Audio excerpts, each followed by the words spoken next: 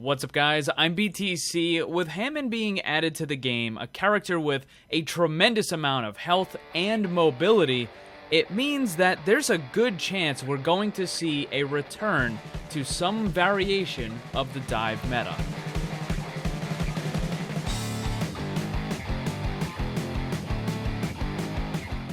Overwatch has had a wide variety of metas, from triple tank to triple support to Beyblade to several different versions of the dive, and now currently what we have is the Grab Dragon with Zarya and Hanzo.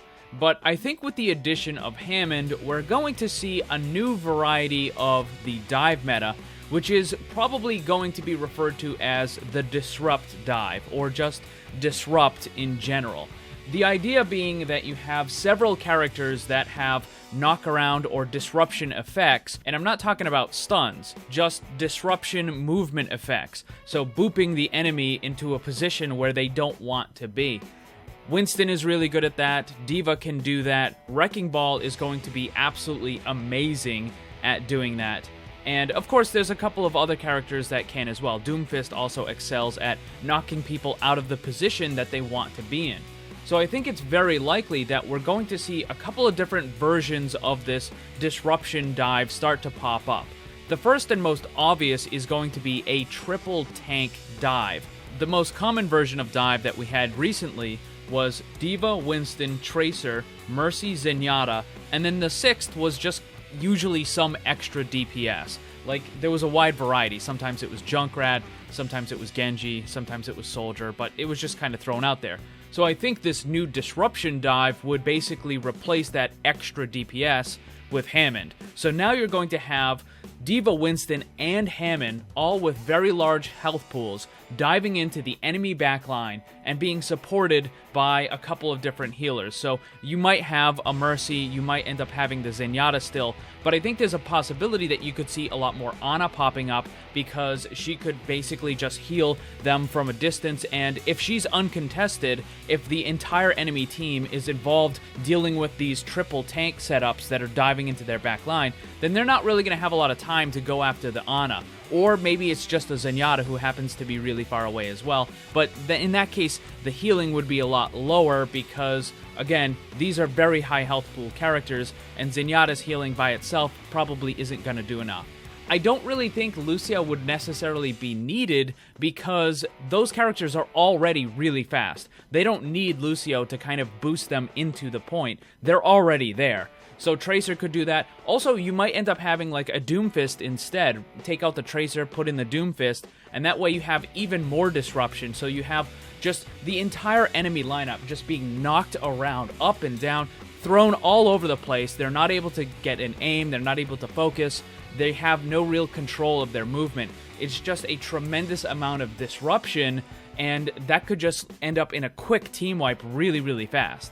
Moira would also work quite well with this. They did just nerf her where she can't heal through enemy barriers, but that's not going to matter. If your entire team is diving the enemy back line, there aren't going to be any barriers back there. So Moira could start the fight, throw the heal orb out, put it in the back, have the rest of your team dive in there, the heal orb is going to start healing them, Moira could then follow them in, maybe you even use the Fade to get there, and then she can start healing all of them, these three super high health characters at the same time. And that would just be an absolutely ridiculous amount of healing and sustain.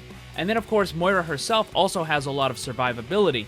So this would be incredibly powerful, and you would have these three super high health characters that are surviving for a tremendous amount of time. And Hammond by himself also has that massive, massive adaptive shield that is just going to allow him to stick around for a very long time.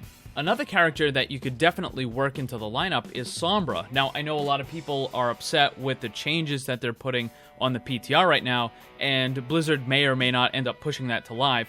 But regardless of how the character ends up turning out, I think she still has a lot of potential because she's going to be able to go into the backline, tell your own team exactly where the enemy are, so that way when you have all of those tanks diving in, they're going to be able to zone right in and go right after the enemy supports. They're going to find the Zenyatta, whoever it happens to be, and they're just going to obliterate him before the enemy team really has any chance to respond. And also, because you can now, as if the PTR changes go through, because you have that infinite stealth, you can just kind of sit in the back and wait, and immediately before the team fight, Sombra can decloak, hack the enemy Zenyatta, preventing him from using his ultimate. Your team jumps in, destroys him, and then just continues to mop up the rest of the field. Now, Brigitte is probably the best anti-dive character in the game. She's incredibly strong at dealing with Tracer and Genji, but when you have characters like Winston and Hammond diving into the back line who have 1,000 health or more, Brigitte isn't going to be able to do anything about that. She's going to hit them as many times as she wants, and it's just going to basically tickle them, and they're going to end up destroying the other supports as well. Now, I know that some people don't like the different types of metas. I really don't have a problem with any of them, as long as there are viable counters in the game. If there's one type of meta where that's really the only thing that is effective, and pretty much everyone has to do that thing, then I don't like it, because it just eliminates all the variety in the game. So the Mercy dive, for example, was a big problem with that, because it was the only viable thing, and there was really nothing that could contest it. But even with this new version of the Disrupt dive, I think there are a couple of different things that you could run. Possibly running a Junkrat and a Pharmacy at the same time. Having a lot of that kind of splash damage, maybe even bringing Bastion out of the Mothballs. There's a lot of possibility to counter this kind of thing, because Hammond doesn't get any benefit from his no crit thing versus Bastion, because Bastion doesn't do criticals when he's in sentry mode anyways, so the fact that he would lose those criticals against Hammond when he's in his ball form doesn't do anything. So Hammond doesn't get that benefit, so that would be a nice thing. Also, Mei is getting some buffs as well, so you might end up seeing some more Mei being able to throw that wall up, kind of block off some of their enemy team, while at the same time being able to freeze multiple targets at the same time. And hey, maybe even Reaper will start to make more of an appearance. So I do think that the Disrupt dive will definitely be a thing, but there's going to be counters that are available, and it should make for some pretty interesting variety. But what do you guys think about all this? Let me know down below.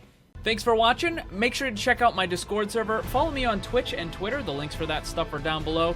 And remember, always blame the controller, because it's never your fault. Also, special thanks to all my Patreon supporters for helping to make this all possible. If you'd like to see what kind of cool rewards you can get for supporting the channel, check the links on screen and down below.